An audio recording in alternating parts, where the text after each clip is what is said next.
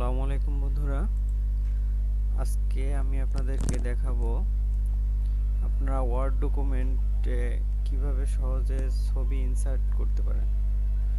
তো আপনারা যদি আমার চ্যানেল নতুন হয়ে থাকেন তাহলে প্লিজ সাবস্ক্রাইব করে পাশে থাকবেন এবং লাইক কমেন্ট করবেন। আশা করছি ভিডিওটা ভালো লাগবে। দেখতে পাচ্ছেন আমি ওয়ার্ড ডকুমেন্ট ওপেন করে নিয়েছি। এখানে আমি একটা ফাইল ওপেন করব। ফাইলে যাবেন, ফাইল থেকে ওপেন। আমার ডাউনলোডে আছে ফাইলটা, এটা আমি আমার সিভিটা ওপেন করে নিচ্ছি।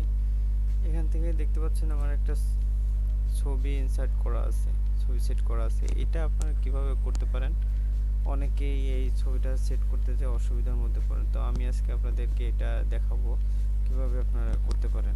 তো আমি এটা ডিলিট করে দিচ্ছি, দিয়ে আমি নতুন করে ইনসার্ট করে দেখাবো। প্রথমে আপনারা ইনসার্ট মেনুতে যাবেন, ইনসার্ট থেকে পিকচার থেকে এখানে যেই ফোল্ডারে আপনার ছবিটা আছে সেটা নিয়ে নেবেন। আমার ডাউনলোডে আছে, এখান থেকে আমি নিয়ে নিলাম, ইনসার্ট করে নিলাম। দেখতে পাচ্ছেন ছবিটা অনেক বড় হয়েছে, এটা আমি মাউসের কার্সার দিয়ে ছোট করে নিতেছি। আপনি আপনার প্রয়োজন মতো ছোট করে নেবেন। ছোট করার পরে এখানে দেখতে পাচ্ছেন পজিশন নামের একটা অপশন আছে। পজিশন থেকে আপনি যেখানে সেট করতে চান সেইখানে ছবিটা কিন্তু চলে যাবে। তো আমরা সাধারণত এই কোণার দিকেই রাখি। হ্যাঁ, এবার একটু সাইজ করে দিই। আপনি আপনার প্রয়োজন মতো ছোট বড় করে নেবেন।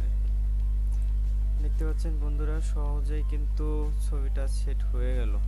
আপনি যদি চান এখন এটার দিতে, আউটলাইন দিতে, সেটা দিতে পারেন, বা বর্ডার দিতে।